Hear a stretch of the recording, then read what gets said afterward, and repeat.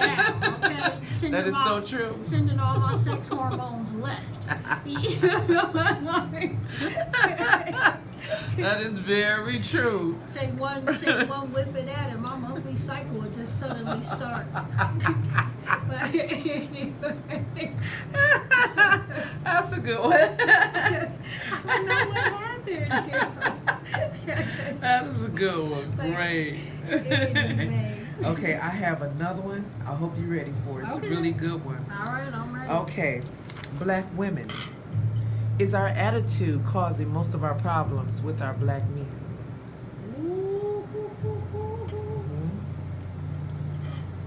Now, I don't think it's fair. The question, black women, is our attitude causing most of our problems with black men? I'm going to say right off the bat, it's not fair to lump every black woman into this category. Right. Okay, that's number one. Absolutely. But as a stereotype, is the stereotype that black women have attitude, Yes. that they're not submissive, that they're not supportive in general? Yes. Is that a true stereotype? I think that it can be at times. I'm gonna have to say yes. I think that because black people in general don't even understand the whole concept of royalty. We really don't know who we are. Absolutely. You know, we are the kings and the queens of the earth. Yes. And I'm not saying that because Yes. we're black people. I think all children of God are kings and queens of Right. the earth in their own right. Okay. We're just claiming it. Yeah. And so we don't really know who we are.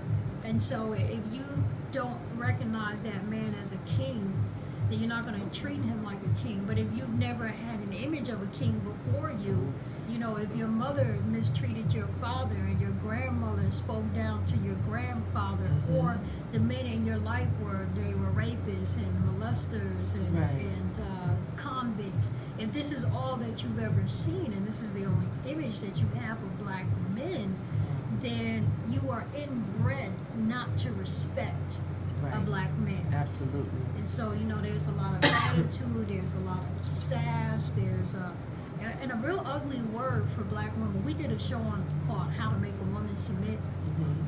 Oh my gosh, what did that cause an uproar? So many women were so upset about that word submit. It was such a dirty word to them because women couldn't understand. Their whole perception of submission was so negative. It screamed abuse to them. You know, it screamed abuse. The domestic abuser who forces you into like almost a forced slavery relationship. That they absolutely rejected any notion of submission. And if you have a true king that you're in a relationship, or somebody who's trying to find the king in him, a king demands submission. A king will not tolerate insubordination. No king, no real king is going to tolerate insubordination in his kingdom. I'm glad you said the word real king. That king has to give her something to submit to, being that she's going to follow him and submit to this man. He has then to submit to God himself. He has to have somebody to follow. You know, to let somebody lead you blindly, I've always said it would be leading you straight to hell. I really believe that. I'm not going to follow somebody who isn't following somebody. You understand what I'm saying? He has to have, I really, you know, your life. You putting your life basically in somebody else's hands. So if you're gonna go to that extent of submission, make sure he's submitting, not to you, but to God himself. Because with a woman like me and you, for instance, he's gonna need some help. You know, he's gonna have to have somebody to go to, and he's gonna need God himself. You're gonna need some help. You're gonna need some help, and you can't go on your own understanding. It said you can't do that because you will lead us astray. And you know what, Golden? Part of the problem is, and I totally agree. You know, you can't. It's difficult to submit to a fool, but the problem is that women get into these relationships because they're tired of being alone. They really don't consider that before they get into the relationship, and then they're married or they have children by this guy, and they're stuck in the relationship, and they realize now that they're in a relationship with a fool. And here's the tough thing. Yes. Here's the tough thing. God's standard is fool or king. He still requires you to submit.